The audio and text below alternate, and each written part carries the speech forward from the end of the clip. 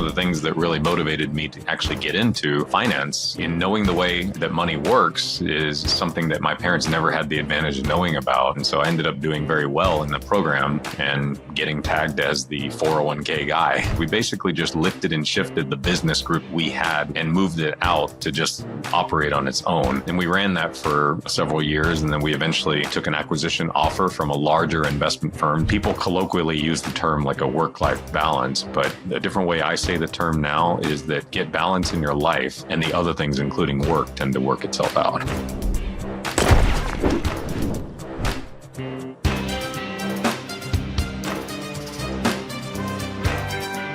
Welcome back to Show Disruptors. I'm your host, Aaron Hale, and this is Point of Impact. And today we've got a great guest, Henry Yoshida, and he is the co-founder and CEO of Rocket Dollar. He's also a graduate of the University of Texas at Austin. He's got an MBA from Cornell, and a certified financial planner who has gone all the way from, spending 10 years at Merrill Lynch to starting up a few different investment vehicles, companies such as, was it venture capital, and to today with Rocket Dollar. And Rocket Dollar being a digital financial platform where people can invest their IRA dollars into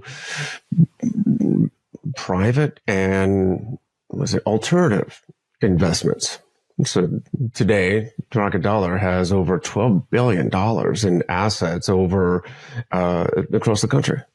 So it was a long and vast learning experience, professional experience, but it wasn't without his own challenges, both professionally and personally, which also kind of came to a bit of a perfect storm during the COVID era when his youngest daughter was diagnosed with leukemia, and made it quite a bit of a challenge, not just professionally and personally, but also with his relationship. So we're going to find out what insights he learned from his all of these experiences and how we can learn from it too. Without further ado, Henry Yoshida. Thank you, Aaron. Thanks for having me on. Welcome to the show. Today. Thank you. Really looking forward to speaking to you. I think we talked about it just before we hit record, and you are a Japanese American that definitely doesn't sound like he was born in Japan. No, you're a first generation American. I am, and I'm a native Texan. So I was born in Texas too. So yeah, but you also don't sound much like a Texan. No, I don't know where I got my accent. So it's neither Japanese nor Texas or Southerner. But, people that meet me for the first time, they think I grew up in some big city like New York City, actually, just since I have no accent, essentially.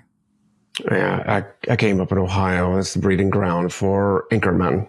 So I'm not sure if I have. Nobody thinks they have an accent, I don't think. But your folks, how did they come to the United States, and how did you find your way into finance? Sure. There's actually an interesting story behind both of those. How my parents came here, they met in the United States. So they met in California. They did not know each other in Japan. And in their families in Japan, and remember the time frame just to frame it here, this was the early 1970s in Japan. So the early 70s, mid 70s. And in their respective families in Japan, they were the two members who actually were kind of enamored with the United States and wanted to leave and just go explore a little bit. They were young, but the reason why I say it's the 70s is that was a pretty impressive time for Japanese folks. Mm-hmm. They were this little country that was producing a lot of the electronics that were used worldwide. They're really coming into their own, and they look like a powerhouse economy. Things obviously changed since they'd been effectively in a recession for 2.5 decades from the 90s on. But when they were leaving, it wasn't really supported by their respective families. So they ended up coming, but kind of being eschewed from that family. So a little bit kicked out of sorts. Met each other in California, and then for purposes of just kind of finding work and deciding where to settle down, they ended up in Texas. There were stops along the way, but that's when I came along. So I guess I was the reason that they maybe couldn't keep moving on. I have one younger brother, but I'm the firstborn, and they just kind of laid down roots in Texas and stayed there. So they came, and they worked their entire career in the restaurant industry. So that's a lot of maybe immigrants that come over from Asia, they work in that industry, but not a lot of them that come from Japan. So that's how they ended up just in that industry. I grew up in Texas, and that's where I came along and was born and so forth. So that's kind of the story behind that part of how they came. So real interesting history that they were the somewhat like rebels of their own family to pack up and come to the United States, which from Japan didn't seem like a smart thing to do. This country wasn't doing so well. I remember distinctly that my mother told me that when she landed in the U.S., the first thing she wanted to do was to go get a hamburger at McDonald's because everyone in Japan had heard about it. But if you've ever had the plain hamburger at McDonald's, the one that comes with no cheese, maybe in the Happy Meal for the kid that doesn't even like a cheeseburger, just a regular burger, it's kind of disappointing. And so she thought that this is the famous McDonald's hamburger that the whole world was enamored with. And it was just this really pitifully poor 2 pieces of bread with a small piece of meat hidden inside that she couldn't even see from the outside. So probably would have been better if she'd known the term Big Mac. But that was the first experience with America in the mid 70s when she got here. I can imagine the disappointment, like fruit stripe gum. Hey, oh yeah, can you imagine? So they both worked in the restaurant business. Did you as a kid work in the restaurants also? No, for me, my brother and I, the one thing we were actually told, and how maybe I got steered towards finance, that was the second part of your question, was that since they were working in the restaurant industry, it was a tough way for parents to work. So our mandate, my parents always told my brother and I that we don't care what you do when you grow up, just don't work in a restaurant. And if any of your listeners have parents or happen to work in that industry, it's tough because if you think about it, tomorrow we're talking to each other, Aaron, right before a holiday. But someone who works in the restaurant industry is always working nights, weekends. And a lot of holidays, because that's a place where people go to celebrate. But if you're the person working in that industry, you're typically working, and they may have children at home like us. And they just thought it was a tough life, and they never really, were exposed or got knowledge about money. They didn't come here for college and end up getting a job somewhere like other immigrants may have. They came here, worked in the restaurant industry, so they didn't really learn about mortgages and finance and credit and had financial troubles. And that was one of the things that really motivated me to actually get into finance when I went to college, because I was thinking that in knowing the way that money works is something that my parents never had the advantage of knowing about. So, and they didn't have the ability to impart that knowledge onto me because they were always working. And I thought, well, maybe I could learn this in college. So that's what I did at the University of Texas in undergrad. I took business classes, but I actually graduated. I wanted to be a lawyer, but I did take some business classes. And so, they didn't know much about the job world in the United States. They were kind of always mired in this Japanese restaurant industry. So not even just the broad restaurant industry. But it really, one of the things they just told us was that we don't care what you do. We just want you to get good grades, go to school, and not work in this industry. Do you think you picked up any work ethic or skills or attributes from your parents from their time in the restaurants that you used, or maybe things not to do in the financial world? The things you learn, if you have parents that work that way, I think the kids, a lot more, you always hear that term when you have children, but a lot more is caught than taught to children. And the one thing that my brother and I grew up knowing was that they didn't have a lot of knowledge of the way things worked in the financial world or in American society to teach us directly. But the one thing that we caught was that they worked hard. They worked a lunch shift. And even though the restaurant was they worked at different restaurants. And my mother, just as a reference, she worked her entire career at Benihana's. So the restaurant chain where they cook in front of you. And they would come back between the lunch shift and before leaving for the dinner shift, and they would make food and leave it on the counter. But then they would be gone by the time we got home from school or the activities after school. But, dinner was there, and, we would just kind of heat it up in the microwave. And I guess in a way, I never actually knew what this term was because I grew up in a household with Japanese parents who didn't speak a lot of English. But I learned in college what the term latchkey kid was, because there also wasn't Google back in those days. Google existed, but not everyone just had it on their phone and could access it any time.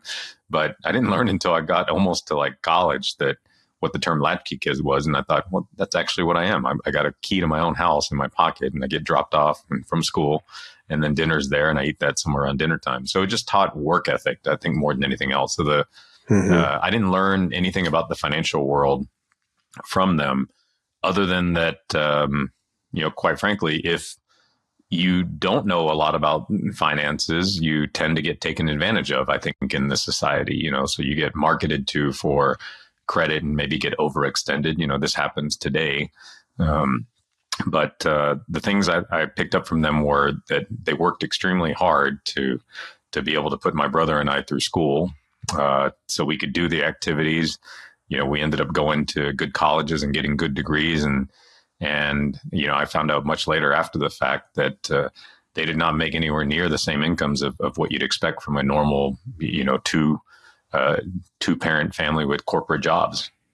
But they made it work, and we went to college and good schools and at that too. So I tell you what, I was in the restaurant industry through high school and in college, and I would not want my kids doing the same. On top of the terrible hours and just the hard work, you come home smelling. I don't care if you're a server or back of the house, you come home smelling like that grease trap. Exactly. But there were different advantages of working at a Japanese restaurant. So sometimes it was nicer food, so whatever they did bring home tended to be a lot better than maybe like leftovers from not so fancy restaurant. So that was good. But as a kid, I'll admit that I didn't really appreciate it probably then like I do now as an adult. That's a positive aspect. Yeah. No. So you said you started school intending to go into law. Was that what directed that? What was the impetus for that? The impetus was the same. It's that I guess at that time I didn't realize that my parents didn't know.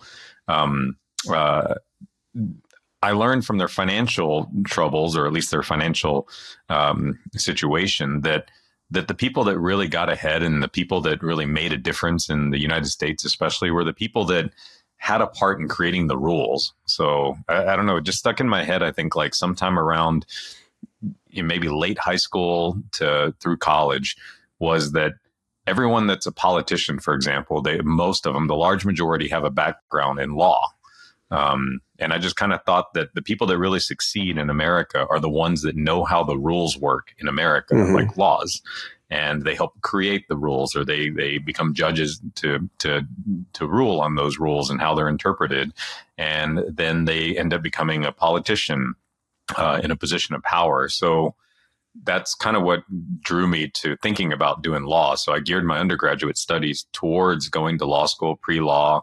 I did internships in college to gear myself towards law and politics. So that's another aside. But I worked at the White House in President Clinton's second term, taking time off. So that was a good pre-law internship. But when time came to actually apply to go to law school, I couldn't afford to go. So that's kind of why I went in a direction and took a job in financial services. And I just never went back. So maybe one day. Wait, time out. Sorry. Yeah. I might go back and get a law degree, but. Sorry, I didn't mean to interrupt, but No. You said you interned at the White House during Clinton? I did, yes, yeah. So you know what I'm going to ask. Yeah, I get asked this a lot. So I could. I think she the last few years or so she came out and said something along the lines, I'm more than just that intern. And yeah. So you're not. No, you're not. I did not know her. She was in the class the year before me, right before me. Really? But that's all the same. Yeah, that's a pretty incredible opportunity there. Was that hard to get into? It was extremely competitive. The application process was very competitive to get in, and to this day, I still actually don't know how I got selected for that. But they back then they had a program where they ended up selecting about 2 students per like major university to be a part of it. And, you know, when I got there, a lot of those kids that were in that internship program with me, a lot of the other students or a lot of the other interns, they had political connections. So again, you were asking me about the most famous intern in world history, probably. And, a lot of people don't know, but that connection, her family had political connections to the Democratic Party, which a lot of people did. Which allowed them to get those positions. And then there was a certain segment of them that were more merit based. So I assume I was that because, tell you the truth, my parents had green cards, but I'm not actually certain that they ever voted. I never talked to them about that. You don't think they understood the impact? I mean, that's a heck of a leap from the son of a couple parents working at Benihana to interning at the White House. Well, it was all a foundation to, you made interesting connections. I mean, I met, a lot of interesting people that were there in that administration at that time. But, my parents, I don't think they ever participated in politics. I mean, they'd never really followed U.S. news. And maybe they just didn't felt knowledgeable enough to make a vote. And so forth. So when did you make that switch from law to finance? It was purely money driven. When I finished undergrad, so I took the time off to do these internships. I went to Washington, D.C. I spent 1 year there. I took off from my undergraduate. At this time, it was a real awakening for me because again, when your parents also work in the restaurant industry, you don't really go on a 2-week vacation because your mom and dad are able to take 2 weeks off with PTO from a regular job. So we never did like trips. So we didn't go anywhere for like a extended vacation. So basically being able to take time off and do these internships was the first time that I stayed in a place for an extended period that wasn't in the state of Texas or much less the city of Dallas. I grew up in the greater Dallas area. But when I got back, finished school, and was ready to go to law school, it just was too expensive. There really wasn't, scholarships and or academic help in the form of loans to go to a graduate school like that. Nothing that I wanted to take on. So I ended up taking a job to just make money. And that job steered me in the direction of financial services. So I worked at Merrill Lynch for 10 years.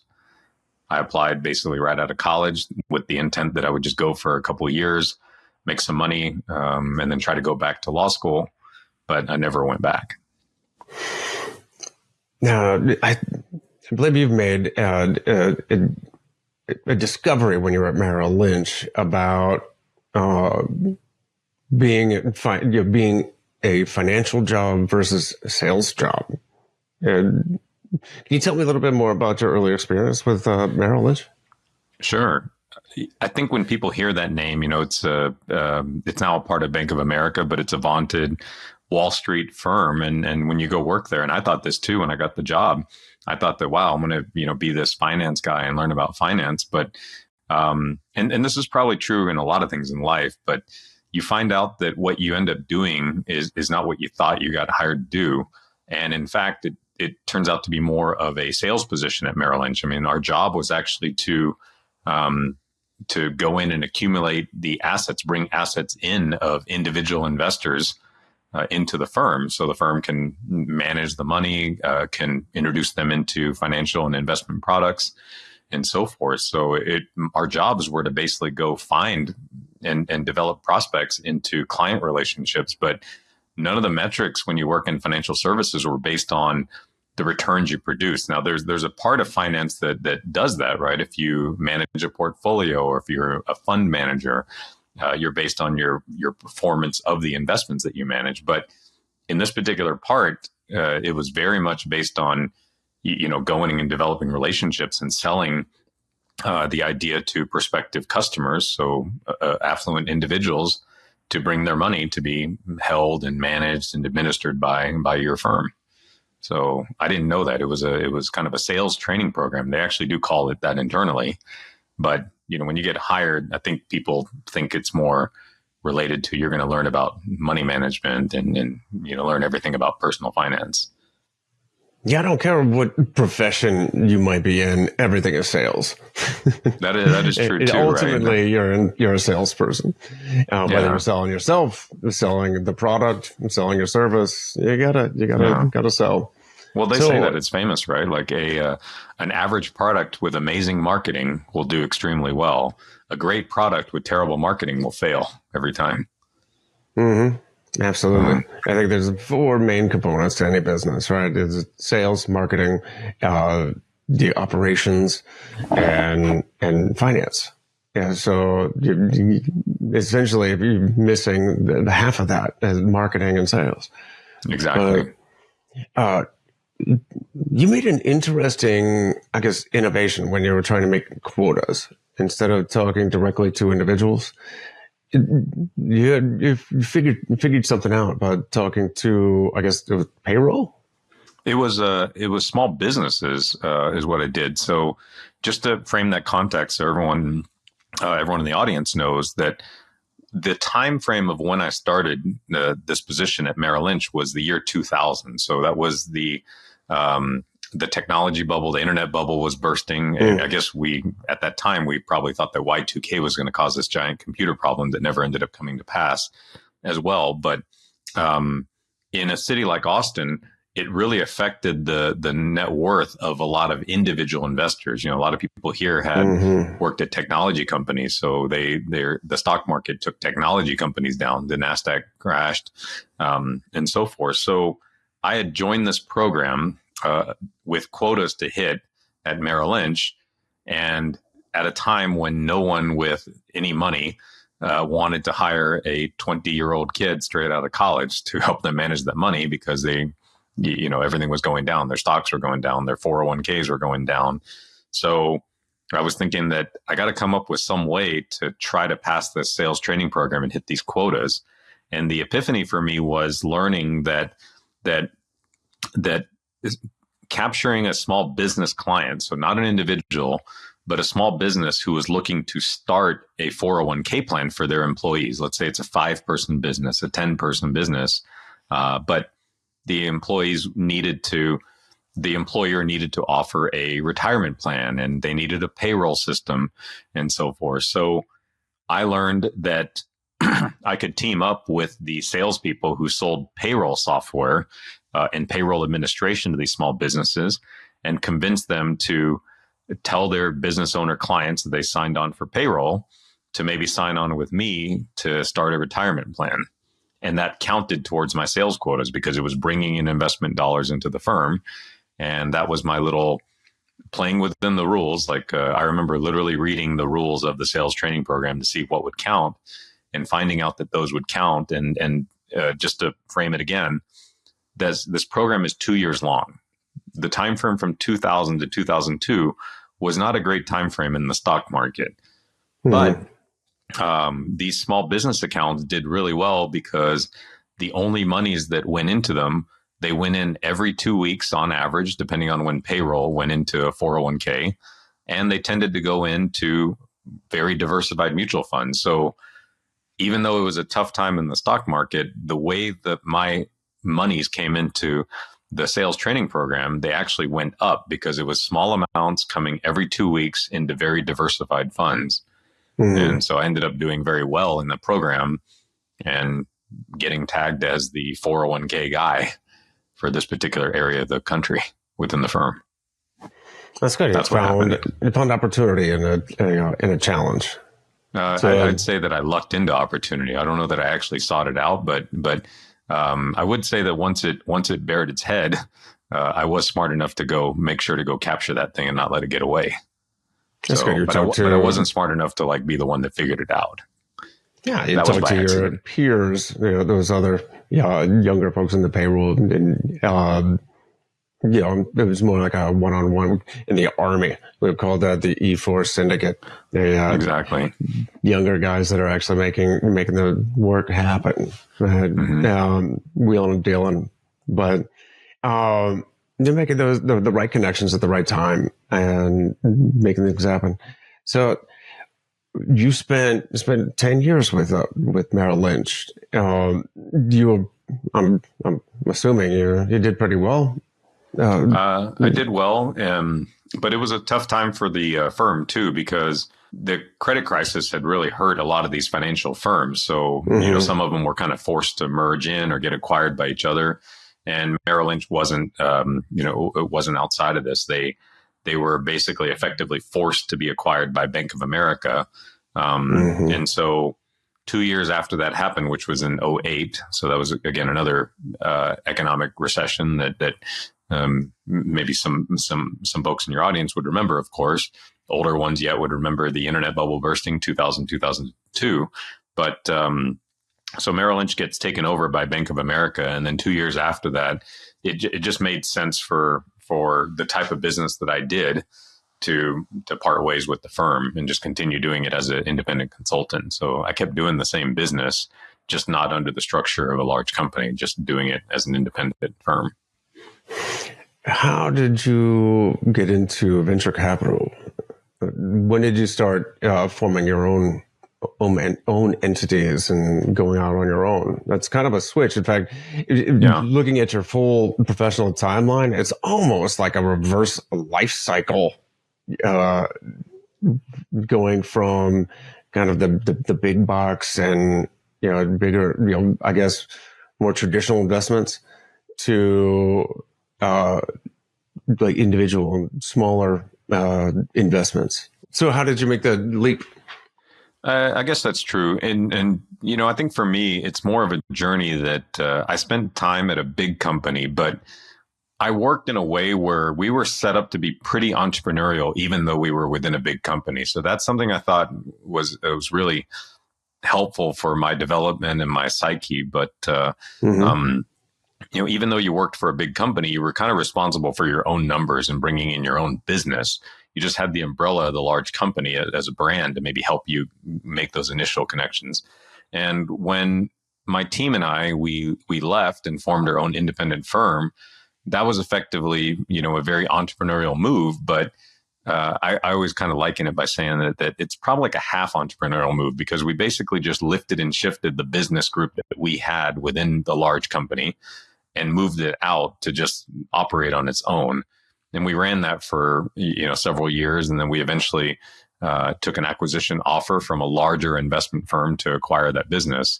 And of course, that kind of put me in a position to go do something else. So the thinking for me was, I spent 15 years. So you probably have a lot of people in your audience who have more guts than me that would have just cut the tie and gone into the entrepreneurial journey and started a business right away. But for me, I started a mini business within a large company with their brand and some of the resources and a lot of the resources that they provide. Then I lifted and shifted the business that I had within this large company to then spin it out and be an independent small business, but I didn't start from zero. And then finally, I sold that business and then decided to actually start from zero and came up with a concept for a finance technology platform. So a financial management mobile app. So similar to, let's say, like your Robinhoods or your Wealthfront type apps today. And put it down on paper and pitched it and got funding from a venture capitalist in Silicon Valley. And we started that business, but that was from zero. And, that business got acquired, and then now started a second one, which is Rocket Dollar, years after that. And so this is the second one. So I think when people meet me, they think that, wow, this person, always had the guts and jumped right into entrepreneurship. But, for me, I tell people that, really it was probably about a 15-year journey into like starting something from zero. So I applaud people that can do that, just cold. But everything I had done was just learning from the past experiences. And you said it was reverse, but I've given advice to younger people that I think it's actually a good thing sometimes to go work within a large organization, because the large organization is only worried about the large problems. And it might help you open your eyes, if you keep your eyes peeled enough, to find small problems that big companies don't care about. Mm-hmm. And what seems like a small problem to a large company could be a big business to you if you were to start it. You also get that on-the-job training. You get the education that you otherwise would have to do on your own. You get the practice, you get the work ethic. There's a lot to be said for working a corporate, a job for a larger corporation. Because of all the education and experience you do get while under their roof that you can take with you. And it doesn't have to always be corporate. I mean, sometimes, for other people, it could be joining a branch of the armed forces, for example. There's structure, there's precedent, there's history. It teaches you. If I were to like really drill it down, instead of staying so high level on this, I might say that one of the nicest things, or one of the best things that happen for working within these large organizations, is that a younger person has a chance to interact with someone that's a generation or maybe two generations older. And that's what that environment allows you to do. So in college, that doesn't really happen, because you're with other people your age. But you go into work for a big company, well, you're the young guy, and, you can maybe pick the brain of the salty veteran in that organization and learn. Yeah, a lot of people who want to get into, say, the IT field, or the military trains their ITs so well. You get all these certificates, and you don't have to pay for it. The military pays for it. You get the experience, and then you can take that. You can't give that education back. That's yours to keep. So you're absolutely right.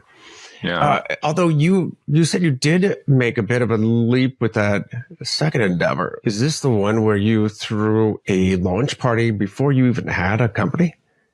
Before we had the company, yeah. Just to we needed to sort of find a way to get the attention of people that might fund the business. So we had, to be fair, we had secured the corporate name. We had secured the domain name for the business, but we hadn't actually built anything. We had an idea that was effectively I always say paper, but it was actually a Google slide. Because when you do, by the way, when you do tech startups, right, you don't use Microsoft PowerPoint, you use Google Slides. But at least back then, maybe Microsoft is kind of more. It could be interchangeable now, but. This is like circa 2014, but yes, we did kind of throw, we threw a launch party just to get attention. But it was really geared towards, trying to secure meetings with people that might fund the business. And, how did that launch party work out? It worked out. It was just it was an opportunity of circumstance. So the person that we had hired to perform was a known rapper from the 90s who happened to be in town to be judging a startup pitch competition at a conference called South by Southwest. And, figuring that this person's already in town, he's supposed to be judging this conference the next morning. Maybe we could offer him a small amount of money to just play a song of his, at an event that we throw the night before, because he'd have to be here if the contest starts at 9 a.m. the next morning. He's already in town. So we found some way to reach out to his management people and asked, and they said yes, because he wasn't really doing anything else the night before. So it wasn't a concert per se. It was just like getting on stage and singing a couple songs. And then we promoted that out on social media so people would show up. And that just kind of got attention to the name of the company and the concept of it. But it really wasn't geared towards anyone that might have attended unless that person happened to be an investor, a venture investor type. That's creative. So we weren't the only ones that had done that. So people had done that at South by before. So, again, years earlier, people had done that. And it was a town I lived in. So we were familiar. We knew our way around.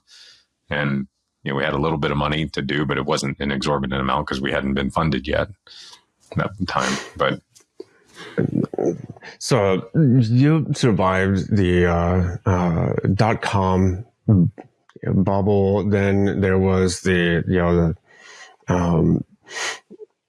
Great Recession in '08, and still you're building new platforms. You're into venture capital investing. When did Rocket Dollar come around? What was the? Yeah. One of the things that I'd learned, I'd always been in these retirement accounts. So IRAs, 401ks, it's the world I lived in. I really loved it. I love that, that from an investment standpoint, these types of accounts were the backbones of what the average American held. So that's what I really liked about 401ks. I love that it was where the money was held if you were a normal person, or if you had a regular job.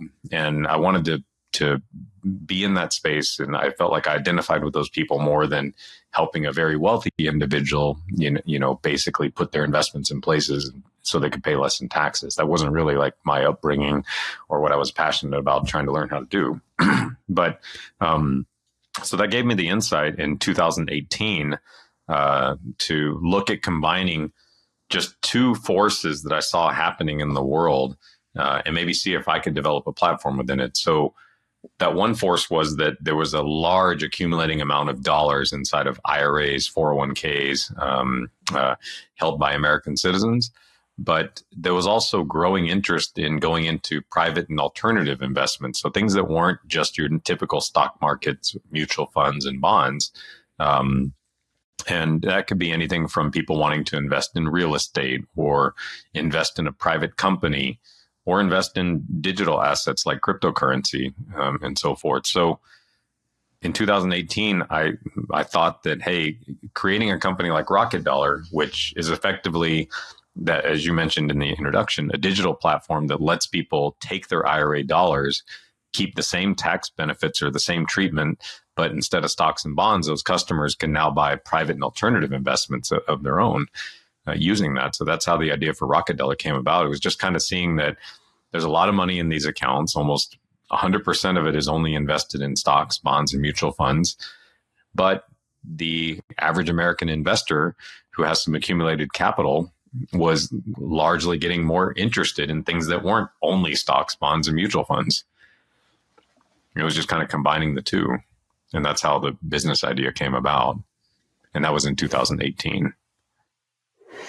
Yeah, that's when I went the real estate direction after I left the military. I wanted to. Okay.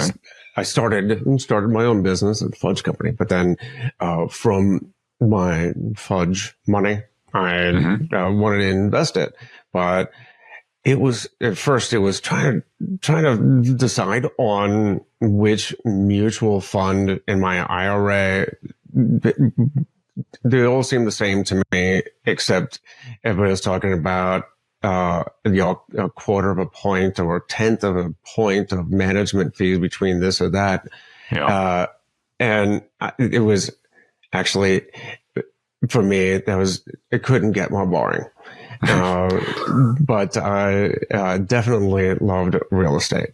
And when when self-directed IRAs were presented to me, that blew my mind. I was like, right. You can do what? Right.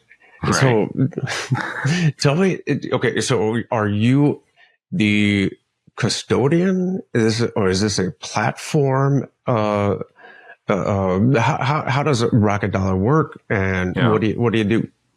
So Rocket Dollar itself, rocketdollar.com, is the platform. So that's where people go. That's where they can open an account online in a few minutes and get an IRA account that can invest in private and alternative investments established.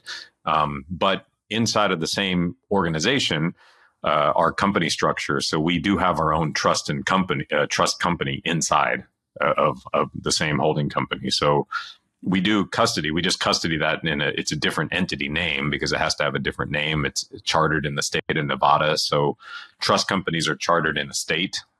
So every single trust company that you'd look up has to be chartered in one particular state. So it could be a Nevada or, whatever it may be, Tennessee, Texas, New Mexico, you name it. They're chartered all over, but by state.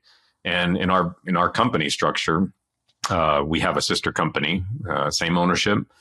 We have our own trust company. So you manage the account, you open the account inside of the Rocket Dollar platform. But technically, yes, to your point, all the assets are custodied by our trust company, Digital Trust. Gotcha. Mm-hmm. And what can investors invest in, or what do investors invest in when they open up a self-directed IRA or 401k, Sure. product with you? So they can invest in really any investment that's not publicly registered, but eligible to be held in an IRA. So as you mentioned, it could be real estate. So if we were to define that a little bit further, that could be someone has money in an IRA that they roll over from, in your case, the TSP, when you left the military, or probably in most people's cases, it might be a 401k from their corporate job, turn it into an IRA at Rocket Dollar, the cash. And they could then use that cash to go purchase a single family investment property, single family home as an investment, or they could maybe decide to purchase a unit in a real estate syndication, for example. So that's really up to them. But when they establish the account with us, the way that we do it, and it's better for me to explain in an analogy, is that the access that you have to your IRA money is basically yours to go into private investments. So we are an industry leader in that the way our accounts are opened, we immediately set up inside is a bank partner account. So that's actually where your IRA dollars go. We have an integrated bank partner, an outside bank, a normal bank, but the bank account in the entity is your IRA. So any monies that come in from this old 401k, for example, go into the bank account, but the bank account sits within the IRA. So when you find a private investment that you want to do, you're able to fill out the subscription documents in the name of your IRA, and then you're able to go into our system and deploy those funds via ACH or wire to go into that private investment. And because it's inside the bank account inside of there, you don't get to use the money on your own. Remember, this is an IRA account, so it has to stay in there. But the dollars are treated the same way that they would be if they were in an IRA, even though they're coming from a bank account within an IRA. You do checkbook IRAs also? That's the type I'm referring to, except that instead of the concept is technically a checkbook, yes, but in our case, it's a fully integrated bank account that you can operate and send an ACH or a wire to the investment issuer. You said you started this up in 2018? Yes. So you were still pretty fresh and getting rolling around COVID, less than 2 years. Yeah, we were really small then. So, yeah, tell me those experiences and what was going on at home. It was tough. We were working. I had a small team. We were in Austin, Texas, and of course, one of the things is that running a small business, you're the person kind of doing payroll. You're effectively functioning as the CFO, the CEO, kind of the lead salesperson as well at that point. But for me, that was kind of a double whammy. And we talked about this, Aaron. But in my case, I have my younger daughter at the time was 3.5 years old. So in February of 2020, right before the COVID pandemic had sent a lot of people home from our kids home from school, us home from any offices that we may have been working out of, she was diagnosed with leukemia, childhood leukemia. So we got hit with that news, my family and I. And then that promptly created a 22-day stay in the hospital to aggressively attack the leukemia. And this was all while trying to build a business at a point in time where the world effectively changed and everyone ended up going and working from home. So it caused a lot of stress. But, looking back, I think like all these different things happening in professional life, trying to get a business up and going, a technology business up and running, as well as, turmoils on the personal front with the child getting a terrible diagnosis. I actually don't know how I got through all of it at that time. And then the older child, right, a month later, is now doing school from home next to me in my own office at the house. So, yeah, I've got 3 boys, 14 and identical twin 6-year-olds. Okay, so the 14-year-old, kind of did that. Like, and it was a weird timing because my daughter is 14 as well, my older daughter, and when COVID was happening, it was kind of around that time where they weren't really familiar with how to get on a Google Meet or a Zoom call to begin with. And now all of a sudden you're forced to do your primary school through that. So you're also teaching that child at the time, 8.5 to 9.5 years old, kind of how to get into a Zoom call. I mean, remember us at the beginning of COVID, we barely knew how to get onto a Zoom call. Not everyone did conference calls online. Oh yeah. Yeah. You got to sometimes share computers and balance educational and Zoom, teaching Zoom calls with investment Zoom calls and all of that. Exactly. Yeah. So we were in the process of shutting down the office, working from home. And then, I was going to the hospital, between myself and, my now ex-wife, we were, having to take our younger daughter to the hospital for chemotherapy infusion sessions, hours-long sessions, twice a week for all of 2020, and then once a week for all of 21. And because it was COVID, only one parent was allowed to go. So they were minimizing who could actually go. So only one person was allowed to go every time. But plus, if the whole family's in the house, how many things are streaming at the same time? It's like, how do we need to increase our bandwidth? Exactly. But that must have been tough. How was this on your marriage? Yeah, it was tough because the business was hard. It wasn't, rocket dollar. It wasn't as if it was certain it was going to work. So, I thought to myself that maybe this was a risk that wasn't worth taking. Had I known if this medical stuff would have happened, it was pretty stressful. So it put a lot of stress, I think, on my relationship at home. Now everyone's in the house, but we have to leave the house, and the only reason we leave the house is to effectively go to the hospital, on a set schedule on the other side of town. So it just caused a lot of stress, and maybe one of the things I thought about then was, looking back, I think the diagnosis for the young one of leukemia, plus like the stress it put on my relationship, and then work, the third one. I don't know. I think it wasn't a factor of like balancing all three. And when I look back on it, I think it was more just deciding that what are the things that are really important? What are the things that really matter? And if you get those right and you have the priorities fixed, then the other things will tend to work out, or they're just, in the long run, they're maybe not as consequential as you may have thought they were at the time. So it's just my long way of saying that people colloquially use the term like a work-life balance, but I think it's more of a different way I say the term now is that get balance in your life, and the other things, including work, tend to work itself out. Yeah, I think more of it as a work-life integration. Sometimes, because there is no balance. It's like trying to find that sweet spot when leaning back on 2 legs of the chair. Right. You're never going to just find balance. It's always going to be working, put a little effort this way or a little effort that way, but it's balancing. It's a verb. It's an action that's constant. But that's a good way of looking at it. So, Rocket Dollar is successful. They've got over $12 billion in assets. That's overall like within the trust company. So, we have a sister company that is a Mm-hmm. part of that as well. So yeah, we split it inside of the entire custody part of our business. We have that. So yeah, Rocket Dollar is a large part of it, but we have two consumer facing brands. So Rocket Dollar, which Mm-hmm. is private and alternative investments in IRAs. And then we have one that's specifically dedicated to just cryptocurrency inside of IRAs called Bitcoin IRAs. So those are our two businesses. Mm-hmm. And you also do metals, precious Do metals. metals, yeah. So we have customers Yeah. that hold metals as well. So we have customers at this point across all 50 states. We have customers who hold, pretty much all sorts of private and alternative investments that most people would never think of.